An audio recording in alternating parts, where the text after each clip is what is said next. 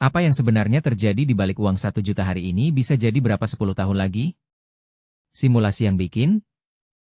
Sekarang lihat pola ini dari kebiasaan harian yang paling mudah kamu cek sendiri. Realitas penurunan nilai uang ini bukan sekadar perasaan subjektif, melainkan fakta matematis yang sering kita abaikan sampai tabungan terasa semakin tidak berarti.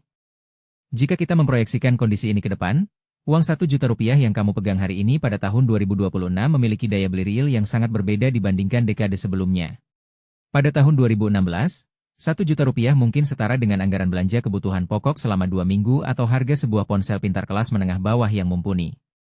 Namun memasuki pertengahan 2026, nominal yang sama mungkin hanya cukup untuk membayar tagihan listrik, air, dan internet bulanan di kota besar, atau sekadar mengisi bensin motor untuk komuter selama sebulan penuh tanpa sisa.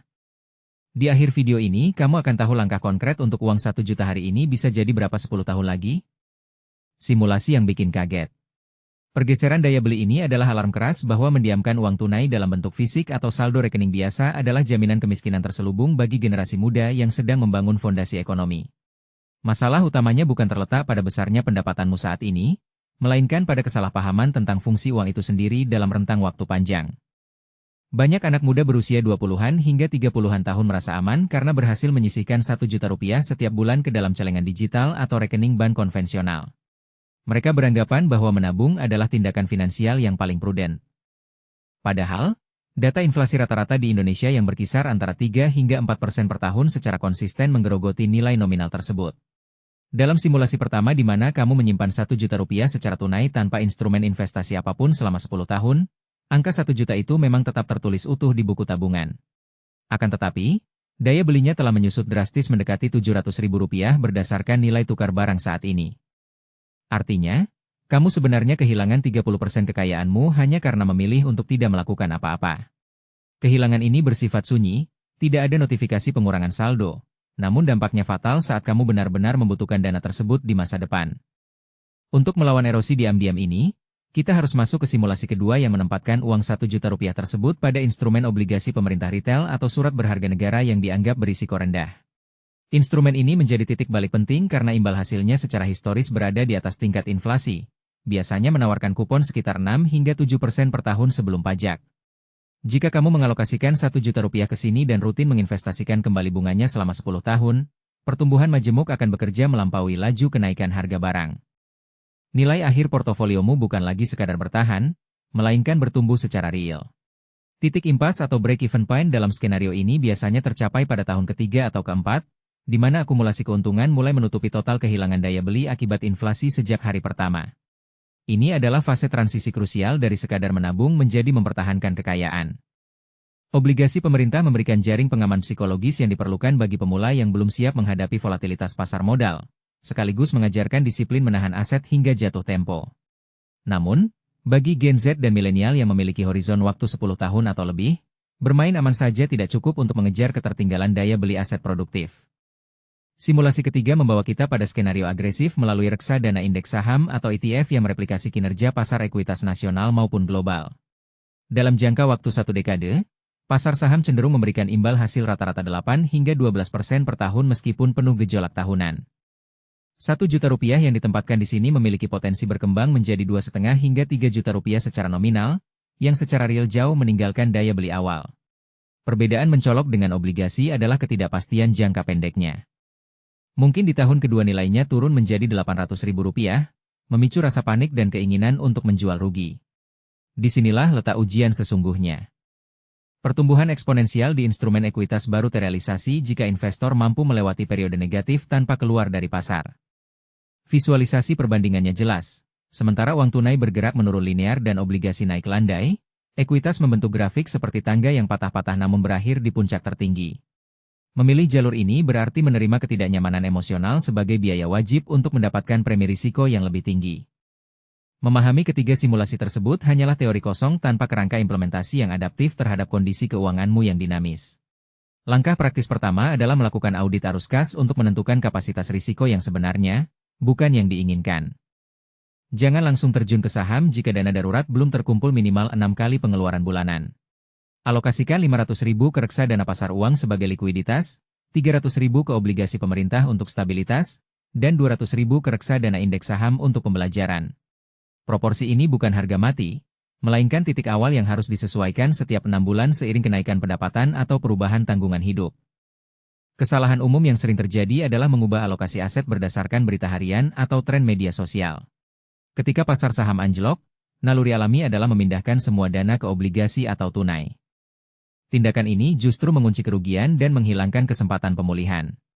Langkah kedua dalam implementasi adalah mengotomatisasi proses investasi agar keputusan tidak bergantung pada motivasi atau emosi sesaat.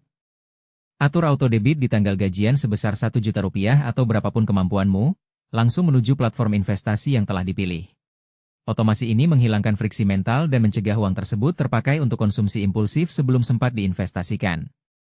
Trik pentingnya adalah menganggap potongan investasi ini sebagai pajak pribadi yang tidak boleh diganggu-gugat. Jika di tengah bulan kamu merasa kekurangan uang tunai, solusinya adalah menekan gaya hidup, bukan menghentikan auto-debit. Konsistensi mekanis ini jauh lebih unggul daripada strategi timing market yang canggih namun tidak disiplin. Dalam praktiknya, banyak investor gagal bukan karena salah memilih produk, tetapi karena berhenti berkontribusi saat kondisi ekonomi terasa sulit. Padahal, kontribusi rutin saat harga aset sedang murah adalah akselerator terbesar kekayaan jangka panjang. Langkah ketiga adalah menetapkan aturan rebalancing portofolio berbasis kalender, bukan berbasis perasaan. Tentukan jadwal evaluasi setiap 6 bulan sekali untuk mengembalikan proporsi aset ke target awal. Jika porsi saham sudah melonjak menjadi 60% padahal targetmu hanya 40%, jual sebagian keuntungan saham dan belikan obligasi atau pasar uang. Mekanisme ini memaksamu untuk secara otomatis membeli murah dan menjual mahal tanpa perlu memprediksi arah pasar. Risiko terbesar dalam strategi ini adalah overconfidence setelah mengalami keuntungan beruntun, yang membuat investor merasa pintar dan meninggalkan sistem rebalancing demi mengejar momentum. Ingatlah bahwa pasar tidak peduli pada ego siapapun. Disiplin pada sistem yang membosankan adalah kunci yang membedakan spekulan yang bangkrut dengan investor yang bertahan lintas siklus ekonomi. Evaluasi keberhasilan strategi ini tidak boleh diukur dari berapa banyak uang yang dihasilkan dalam sebulan atau setahun, melainkan dari apakah laju pertumbuhan portofolio konsisten mengalahkan inflasi plus target premium. Buatlah catatan sederhana yang membandingkan nilai asetmu dengan indeks harga konsumen atau basket barang kebutuhanmu sendiri. Jika setelah 3 tahun nilai real portofoliomu masih stagnan atau turun meski nominalnya naik, maka ada yang salah dengan pemilihan instrumen atau perilaku investasimu. Mungkin biaya transaksi terlalu tinggi memakan return, mungkin kamu terlalu sering trading sehingga terkena pajak berulang kali, atau mungkin alokasi asetmu terlalu konservatif untuk profil risikomu. Koreksi harus dilakukan segera berdasarkan data, bukan asumsi. Jangan terjebak membandingkan hasilmu dengan influencer yang pamer screenshot keuntungan ribuan persen dalam semalam. Tolok ukur sejati adalah kemajuan finansial dirimu sendiri relatif terhadap tujuan hidup yang ingin dicapai 10 tahun lagi. Pada akhirnya, pertanyaan tentang berapa nilai Rp1 juta 10 tahun lagi tidak memiliki jawaban tunggal karena jawabannya ditentukan sepenuhnya oleh tindakanmu mulai hari ini. Uang adalah alat yang netral, ia bisa menjadi korban inflasi yang menyedihkan atau benih kebebasan finansial yang subur tergantung pada wadah tempat kamu meletakkannya. Simulasi yang bikin kaget tadi seharusnya tidak membuatmu lumpuh oleh ketakutan, melainkan membangunkan urgensi untuk bertindak rasional. Generasi muda memiliki aset paling berharga yang tidak dimiliki generasi tua, yaitu waktu yang memungkinkan bunga majemuk bekerja maksimal. Menunda investasi 1 tahun saja bisa mengurangi hasil akhir secara signifikan karena hilangnya satu siklus compounding.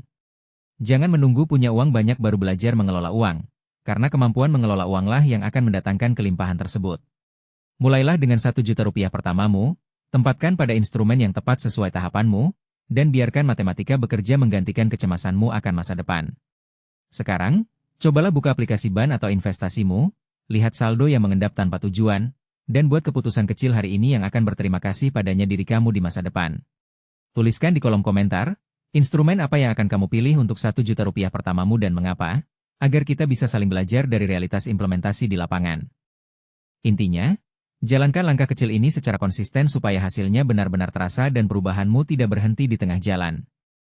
Kalau video ini ngebantu, subscribe sekarang, tekan like, tulis pendapatmu di kolom komentar, dan share ke temanmu biar makin banyak yang terbantu.